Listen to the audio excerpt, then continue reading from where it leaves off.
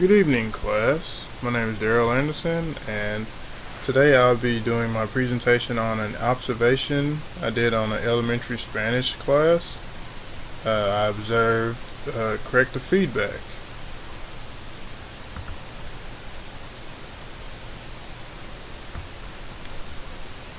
Okay, he's not going.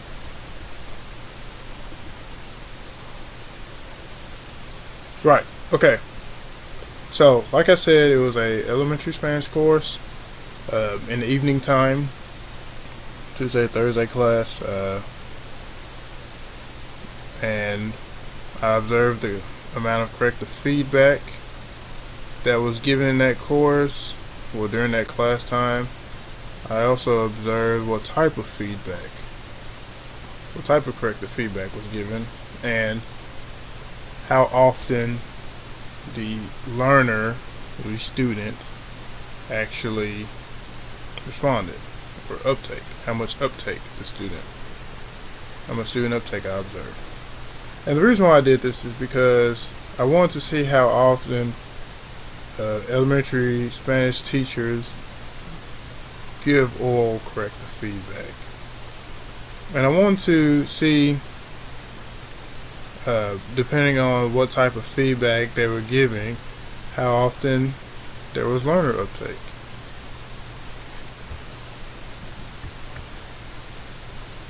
And so, just a little bit about how the classroom was, so you can kind of have a visual.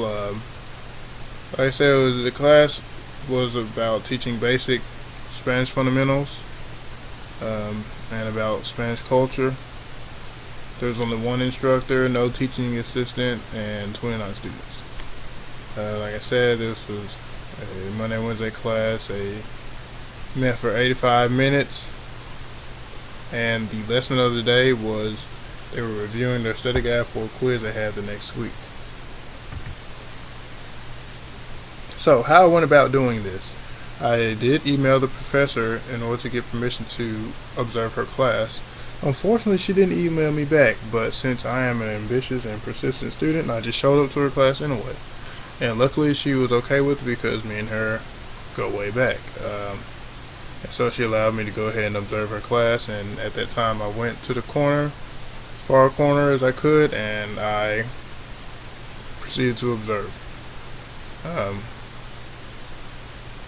But the way I came in the classroom, I was dressed very nicely, so all the students noticed that I looked a lot different from them, so I drew attention to myself. So she did have to introduce me as an observer and a researcher, because students were asking questions, who is this guy that is sitting in our class with a tie on? And so I felt that it was only right that they knew that I was observing them. Well, not necessarily them, but just observing, and I'm doing a research for my class. I didn't tell them exactly what the research was on, but I just told them that I was doing research for class. And it was okay. I recorded the entire class session, and I took notes on my laptop. And this is what I found. 12 instances of corrective feedback. So she gave her the feedback 12 times. The type of feedback that she gave was explicit correction, recast, and elicitation. 4 out of the 12 times she gave feedback, there was learner uptake. 50% of her feedback that she gave was recast. 41% was explicit correction, and 8% was elicitation. When she gave explicit correction, there was no learner uptake. When she gave recast, half the time that she gave recast, which was twice, there's 50% uptake. When she elicited the correct answer, there was 100% learner uptake. She only elicited one time, and the student responded. So this is the table of the data. It's a little more detailed than what I just presented. It shows what was actually said and corrected. If you pay attention right here, it shows these are the types of feedback. This column, it shows the actual feedback, and this column shows the whether there was uptake or not. So for example, number 1, the student was trying to say universidad, but she pronounced it wrong, and the instructor corrected her and said, no, this is how you pronounce it, it's universidad. The student did not respond. They just took the notes and they kept going. As far as recast, an example of number 1, okay, the student was trying to say a sentence, but the sentence she said did not contain a subject or verb. So the teacher recast and said the entire sentence over, but added in tomo. Tomo 3 clases. That's what the teacher told her. I am taking 3 classes. Another example, okay, the one elicitation that she did, the situation was they were doing work on the board out loud, and the teacher and the student were writing at the same time. The student misconjugated the verb desayunar, and the teacher told her orally how to, well, she didn't tell her exactly how, but she hinted, okay, maybe you should try something else. She didn't say exactly what else, but the student understood, okay, I think I misconjugated desayunar, and then she corrected herself. So, resulting in uptake. This study did have limitations. So since this was the day that they were going over the study guide, there was not much corrective feedback to give. She was just reviewing over what was already learned. She wasn't really teaching any new material. Everything was reviewed, so there probably wasn't as much feedback as a normal class would have provided. As I mentioned before, there was the observer effect, meaning that the students were aware that they were being observed, and this could have impacted the way they responded to the teacher. Also, there were instances where the teacher would give one-on-one individual feedback, and I couldn't hear her. But I knew that she was correcting what the student was saying, but I couldn't hear because I was too far away, and it would have been awkward if I walked over there. So there was feedback I also didn't catch because it wasn't said out loud to where I could hear it.